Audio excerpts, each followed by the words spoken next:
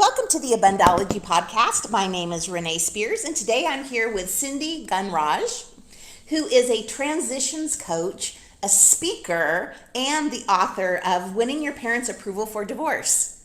I hardly ever meet anybody anymore that just does one thing. We're also multi-talented. It's like there's so many levels to us, right? Yes. And life, if anything, what I learned is life shows us that we have to wear different hats, multiple hats in our life. So, of course, like you may meet someone, you think this is what they're about, then you get to chatting and you're like, oh, wait a minute, you've climbed the mountains in Peru? Yes. So Yes. this is what the beauty of connection does. It really, and that's part of the great thing about meeting people. I have a client right now who's developed this product, and she's writing her bio, and it's like, I didn't know anything about this. I didn't know you were a scuba diving instructor for 15 years, Yeah. which really adds to the depth of all of us. Yeah, and it's I find it helps me when I hear people open up.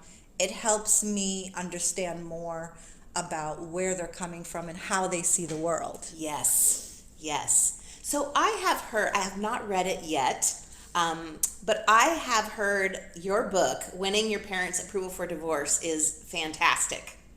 So tell us some of the things that are in the book that you talk about. Yeah, thank you. So readers are saying it's like a hero's journey for a woman who is trying her best to find her voice and step into a new identity. And I touch on divorce, but in this situation, divorce is more of the conduit for the change to happen. Right. So that's why it's really resonating with readers. Yes. And that's interesting because when we have divorce or death or some other big emotional event like that is where a lot of our growth happens. Yes, absolutely. And it's this book, what I love about it is, I when I set out to write a book, it turned out to be a different book. Here I thought I was going to be sharing my story, but it's really written like a love letter to a woman who is stuck under cultural conditioning, has really learned to silence that intuition, her inner voice, Yes. and fall into role playing.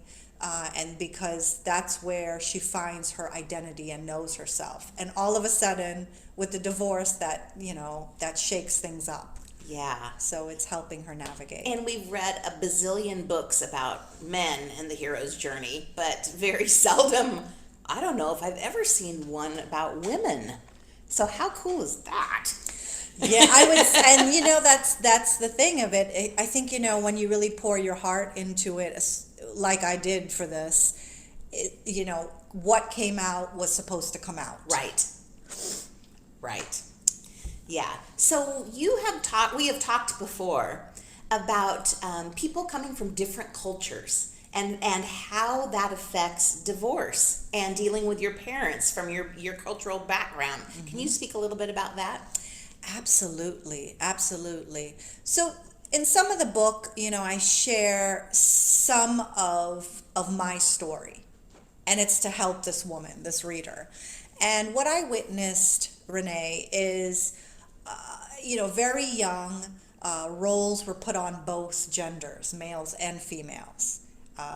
For example, the females were, okay, come help in the kitchen. Right. And it's a little thing, but what happens is you start to feel like, oh, is this my place? Right. And that's where I feel one can get stuck. Because it becomes an expectation of the elders. But at the same time, there's beauty in learning the food, the traditions, and such, because then you can get to carry those down, right? But I feel like what I learned from writing this book and my personal journey is when it starts to hinder your personal voice or identity or tapping into who you are supposed to be on your journey, that's when things need to shift a bit. Yeah. refined, if you will. Right, right. And you see that so often. I know with myself when I was 18. You got married the first time when I was 18 years old. Okay, You yeah. know, I'm old, so that wasn't that unique back in the day when I got married, you know. Now Yeah. I would, if somebody was 18, I'd be like, what are you doing getting married at 18? But you're not even aware. You just take on these models that you saw your parents and grandparents and the lives that they live where, the female did this, the male did that, and that's your role. And then you don't even realize it may not fit you until you're later in life. Yes. So Yes. that's where the personal identity, personal transformation crisis can come in if you're continuing to do these things in your life and it starts to feel inauthentic. Right. Or for example, I've noticed when I've worked with clients, they play this role of, if what I saw in my culture is a lot of the men made the financial decisions, right? What dad said went, and some of the women, they were on allowances. Some of them didn't have property rights. Some of them got married as young as 13. So one doesn't have a chance to develop their sense of self, Right. because when that happens too, there are lots of responsibilities in the marriage, and in-laws may be living with them and such, and Yeah. so it's a real missing of a journey of oneself. And so that's what I witnessed growing up.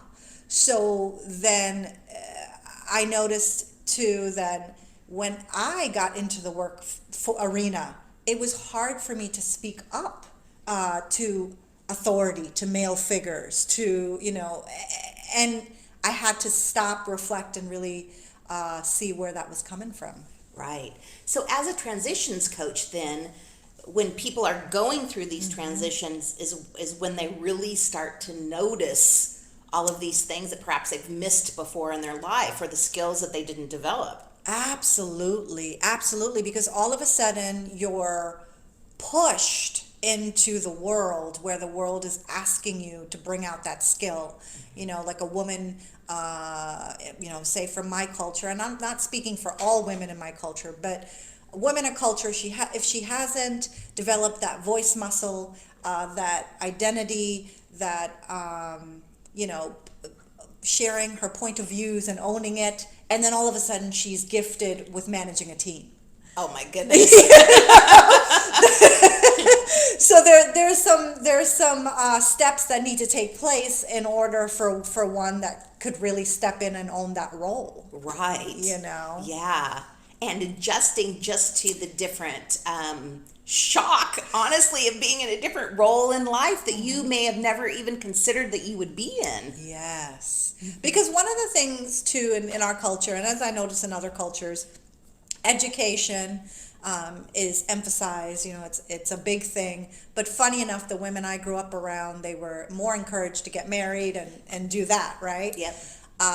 But as the women now in my culture, they're educating themselves, they're getting out there, and they're in these positions of authority. Right. So that muscle needs to be worked. Right. And this is what I'm hearing, not only from my culture, but when I talk to other women in other cultures, like for example, if they're in a situation where a company is if a company if they feel like the company's violating something and they need to speak out, then there's a conflict there, right? There's a lot of internal, external conflicts. So it's I feel, it's a hard skill to learn if you haven't been learning it from young. Yes. But boy, Renee, being on this side, having been able to learn it and share it and teach it, Yes. it's extremely fulfilling. Yes, it's so true.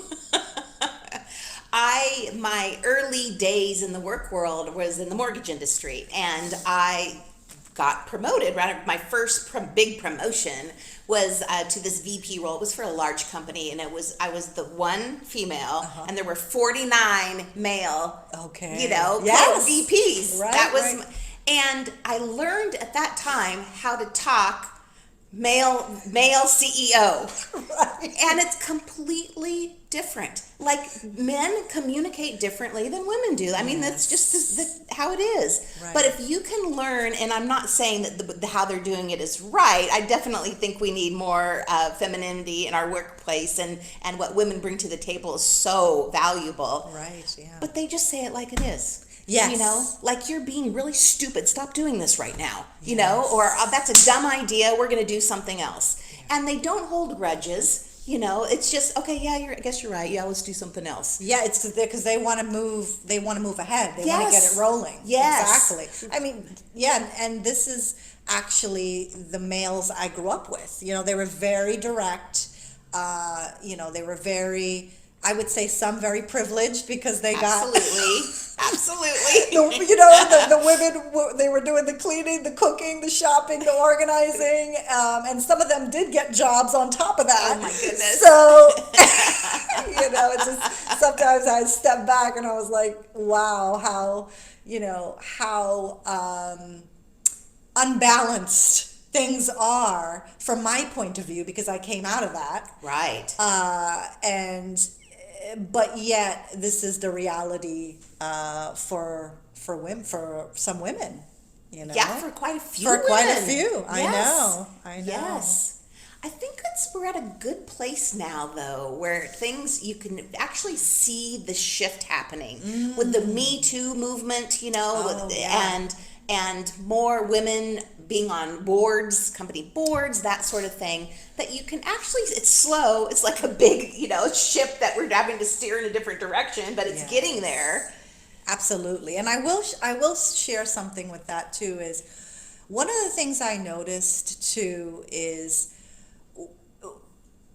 was how, when I was growing up, I noticed that, you know, the women would band together, they would share their sorrows and things like that. But then there was this level of competition. Yes. And I want to address that because it's so important, because I feel like the environment I grew up in, it didn't cultivate this cooperation. Yes. And I feel like now what I'm seeing is that cooperation, that, you know, I've got your back, you know, or yeah, you know, let your hair down and tell me what's going on. You know, I'm not going to judge you. Right. And so I think that's the big, some big differences I've noticed, you know, from what I witnessed growing up versus now, and what I now try to cultivate in my own life. It's so interesting because the job I was talking about with the 49 men, there was one other woman attorney that was kind of on this management team, and I was so excited that at least I'd have a buddy, you know. Oh my goodness, she wouldn't have one thing to do with me because of that old-fashioned thinking of competition. Yes. Like, I'm not the competition. We're in this know. together. Exactly. And, you know, I really witnessed a lot of that growing up. And so it really felt like nobody was for you, you know? Yes. So you kind of you were out there, and you really couldn't, it's like you really couldn't fully be yourself. And so that was one of the things I had to learn in my adulthood, is how do I commune with women that are for me? Yeah, good point. So what have you learned from that? From doing that. Yeah, being from able doing to, that. Yeah. Well, one is I realized that one of the things Brene Brown says is, you know, folks have to earn your trust. You can't just go and share, open your heart like that. And I didn't know that. And one of my gifts is I'm very empathetic. And that's how I'm able to get really quick results for folks that work with me, because I can really get in there and clearly share what I see. But then growing up, that was a disadvantage because you take on everything. You take on the heaviness from women that were being either emotionally, psychologically, or physically abused. You take on what you saw in the so it was really learning how to who was worthy of my friendship. And so moving from that place, and that only happened when I saw worthiness in myself. Right, right. And I think as we get older, all of us now, that's really what we're moving towards, is a worthiness in ourselves and seeing ourselves for who we truly are, and our gifts. Where our gifts, sometimes when we were younger, we're like, is this a gift, or a curse? Well, I remember when I was a child, folks saying, Cindy, I can tell you anything and you never tell. It's like my secrets are safe with you. And, oh, you're so easy to talk to and open up to. And I always used to say, oh, well, that's I didn't think of it as gifts, is what I'm saying. Right. But when you can really offer that space for people to let go of that, shifts are possible. And cycles are broken. And growth can happen. Yeah, that's good. That's really good. Wow. I would need a second to absorb all that. That's really good, because it's all about these shifts as we're going through these transitions that create our lives, that allow us to see the people that we really are without all this conditioning. Absolutely. And I'll say one more thing about these shifts. There's a dark night in these shifts, right? I remember a point when I was leaving my marriage. There was a point where everything I knew about myself, financial stability, environment, in-laws, husband, culture,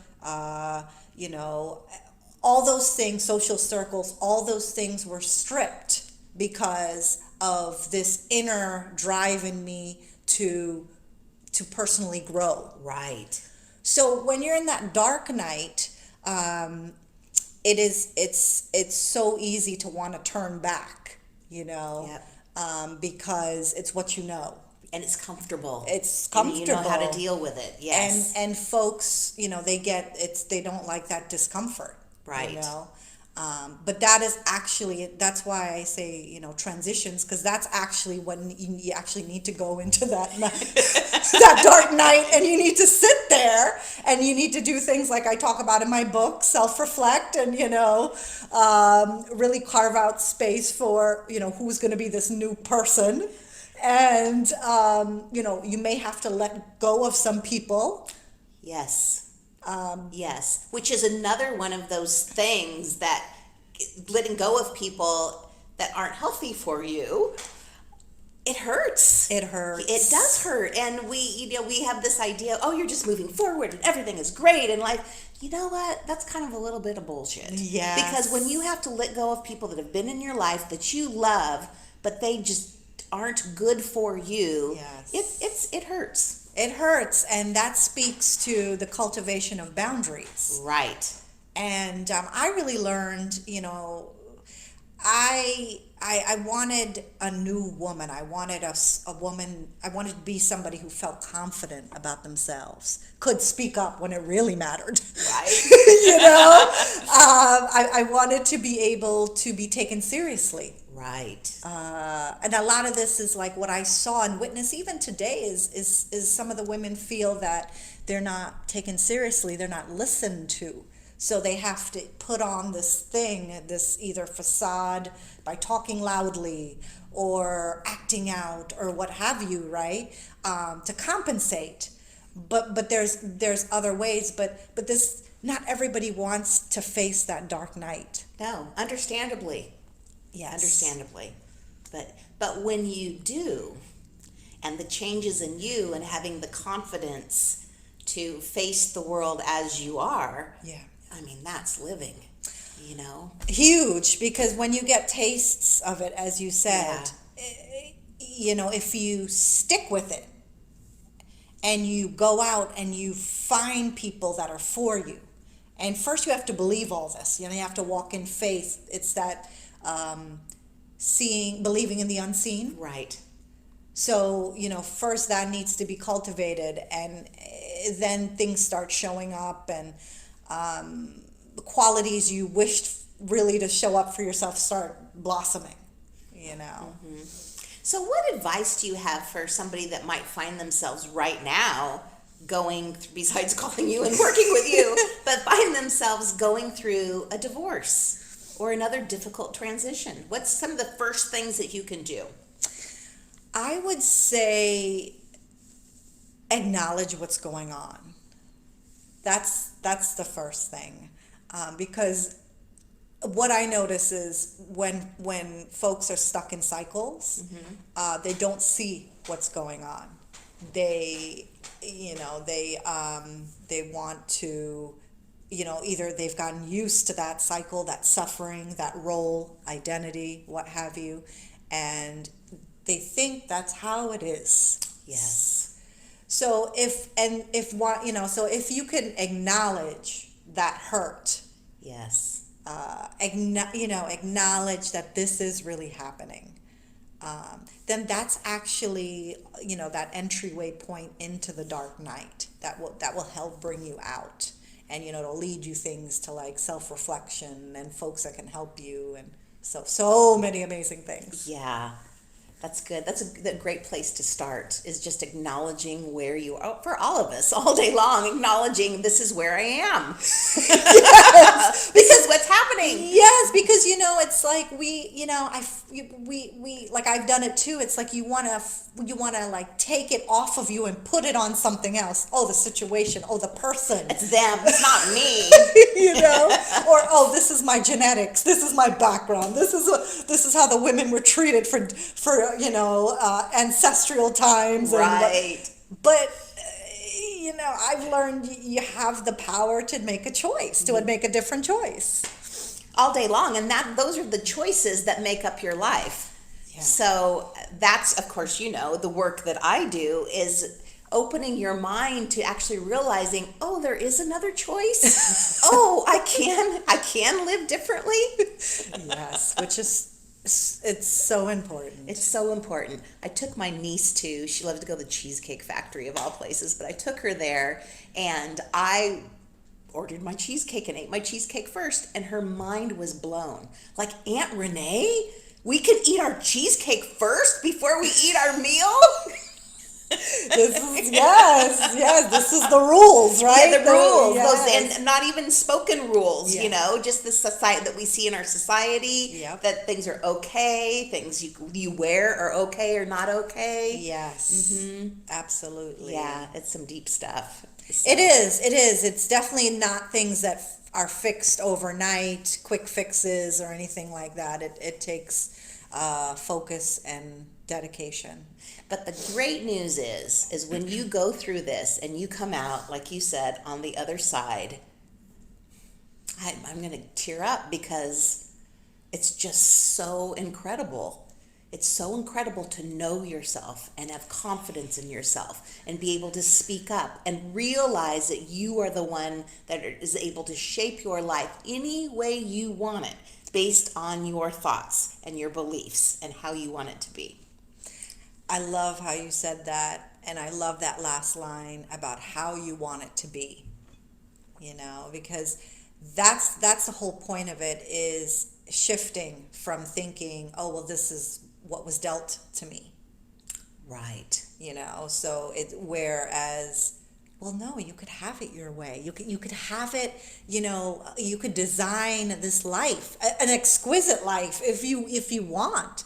Where it's filled with confidence, it's filled with life, lightness, it's filled with uplifting relationships, anything that may be your passion, traveling, what have you.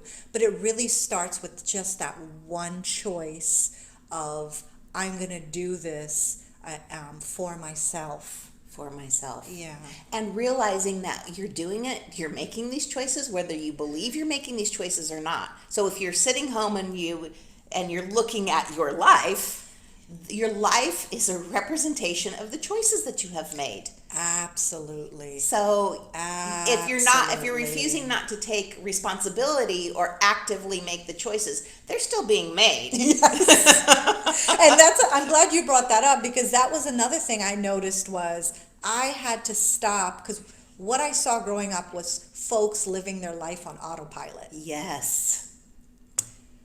So I really had to stop and see, well, what is really important here? Isn't feeling happy? Isn't feeling like I could fully express myself?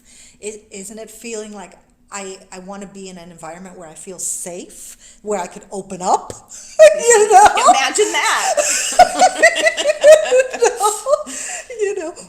Be in an environment where if I'm down, someone would uplift me for once.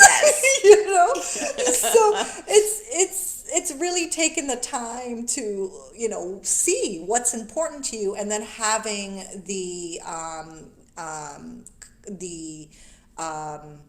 I would say, I'm trying to think of the word, conviction comes to mind, but I don't think it's quite what I'm looking for. But having the faith, I would say, to claim that for yourself. To claim it. Yes. And claiming it. Oh my Yes. gosh. And and Renee, being on the other side, haven't you noticed this? When you feel your best, what happens? Everybody else benefits. Yes. Yes. If we hear that, put the oxygen mask on yourself Right. first thing. How many times have you heard that? But it's really true. If you want a happy life, happy family, take care of yourself first. Yes. And then you're available. You're not stressed out. You're able to be there and be present for the people in your life and enjoy things. Yes. Yes. Yeah. It's been lovely talking with you. Thank you. Yes. I've enjoyed this. And I cannot wait, now that I'm going through divorce and need to win my parents' approval, but some of the things that you've talked about today are really universal for all of us. That's what readers have said, and I'm happy to also share this work with any of your listeners too. I can provide a link and they can get the book. Absolutely. So I will put a link to your book and also your website in the write-up to the podcast so people can contact you. And thank you again. Thank you for Yes, sharing thank you. all your wisdom with us. Thank you so much, Renee.